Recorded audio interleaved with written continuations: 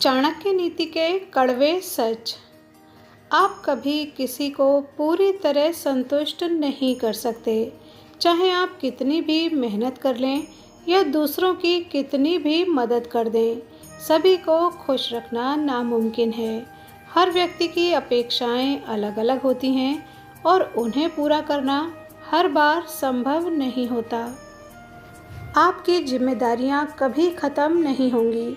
जीवन में जिम्मेदारियों का सिलसिला कभी नहीं थमता। एक जिम्मेदारी पूरी होती है तो दूसरी तैयार रहती है। जिम्मेदारियों को बोझ समझने की बजाय उन्हें सहज रूप से स्वीकार करें और उनका समाधान ढूंढते रहें। रात्रि के समय कितने ही प्रकार के पंछी वृक्ष पर विश्राम करते हैं और सुबह होने पर सभी दसों दिशाओं में उड़ जाते हैं। अर्थात हमें भी अपनों से बिछुड़ने का शोक नहीं करना चाहिए। जिसके पास विद्या है वो बलशाली है। निर्बुद्धि पुरुष के पास क्या शक्ति हो सकती है? वन में एक छोटा खरगोश भी बुद्धिमानी से मदमस्त शेर को मार डालता है। जो अपने समाज को छोड़कर दूसरे समाज में मिल जाता है वो उसी राजा की तरह नष्ट हो जाता है जो अधर्म के मार्ग पर चलता है। नीम का वृक्ष कभी मीठा नहीं हो सकता, चाहे आप उसको शिखा से मूल तक भी शक्कर और घी से सींच दें। आप दूसरों के लिए कितना भी जी लें, लोग आपकी कदर नहीं करेंगे। दूसरों के लिए बलिदान देना या निस्वार्थ भाव से किसी के लिए कुछ करना अच्छी बात है, लेकिन ये ज़रूरी नहीं कि लोग उसकी कदर करें।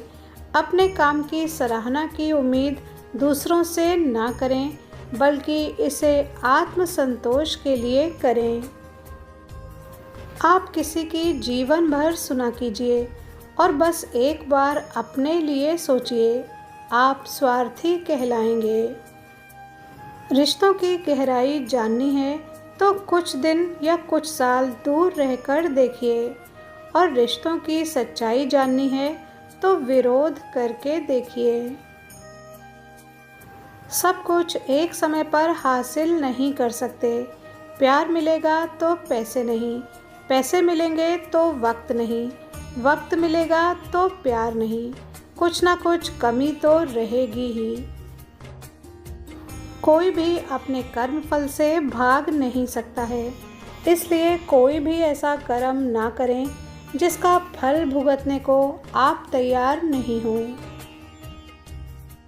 हम जितना सोचते हैं हमें उतना ही मिलता है, इसलिए हमेशा बड़ा सोचें।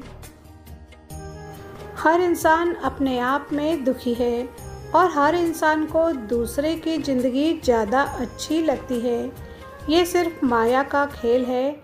मैं, आप और हम सब माया में लिप्त हैं, इस बात को स्वीकार करें। जो पुरुष स्त्री के स्वभाव और भावनाओं को नहीं समझता वो अपने रिश्तों को नहीं निभा पाता। स्त्री को केवल सुंदरता से नहीं बल्कि उसकी समझ, व्यवहार और आदर से परखा जाना चाहिए। स्त्री का सम्मान करने वाला पुरुष ही सच्चे सुख का अनुभव कर सकता है। जो ऐसा नहीं करता उसके जीवन में हमेशा अशांति बनी रहती है। धन केवल सुख सुविधा का साधन नहीं बल्कि संकट के समय का सबसे बड़ा सहारा होता है। जो पुरुष धन की अहमियत नहीं समझता या उसे गलत तरीके से खर्च करता है वो कभी आर्थिक रूप से सुरक्षित नहीं रह सकता। धन कमाना जितना ज़रूरी है उतना अधिक ज़रूरी है उसका विवेकपूर्ण उपयोग करना। बेवजह खर्च करने वाला जीवन भर तंगी और पछतावे में रहता है।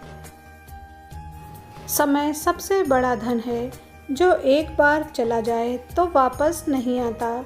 जो व्यक्ति समय का सदुपयोग नहीं करता वो धीरे धीरे अपने लक्ष्य और सपनों से दूर हो जाता है। ऐसे लोगों को अंत में केवल पछतावा ही मिलता है। एक दुष्ट पत्नी, एक झूठा मित्र, एक दुष्ट नौकर और एक घर में एक नागिन के साथ रहना मृत्यु के अलावा और कुछ नहीं है। बराबरी वालों में मित्रता पनपती है। राजा के अधीन सेवा सम्माननीय होती है। सार्वजनिक व्यवहार में व्यवसायी होना अच्छा होता है और एक सुंदर महिला अपने घर में सुरक्षित रहती है। जिसका पुत्र आज्ञाकारी है, जिसकी पत्नी का आचरण उसकी इच्छा के अनुरूप है और जो अपने धन से संतुष्ट है, उसका स्वर्ग यही पृथ्वी पर है। जिस प्रकार एक दर्पण मनुष्य के चेहरे को दर्शाता है, उसी प्रकार उसके व्यक्तित्व की झलक उसके मित्रों की पसंद में दिखाई देती है।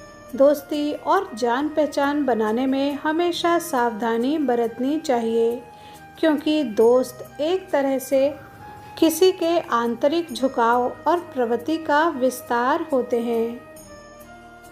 पत्नी से वियोग, अपनों से तिरस्कार, युद्ध में बचा हुआ शत्रु, दुष्ट राजा की सेवा, दरिद्रता और कुप्रबंधन, ये 6 प्रकार की बुराइयां यदि किसी व्यक्ति को पीड़ित करती हैं तो वो उसे बिना आग के भी जला देती हैं। ऐसी जगह पर घर बनाने से बचना चाहिए जहां लोक लाज का डर न हो और न ही कानून का कोई डर हो। ऐसी जगह पर भी घर नहीं बनाना चाहिए जहां आजीविका अर्थात धन कमाने का साधन ना मिले, क्योंकि ये आपके लिए जीवन भर की परेशानियों का सबब बन सकता है। इसलिए हमेशा ऐसे स्थान का ही चयन करें जहां आय के स्रोत मिल सकें। वीडियो पर यहाँ तक बने रहने के लिए धन्यवाद।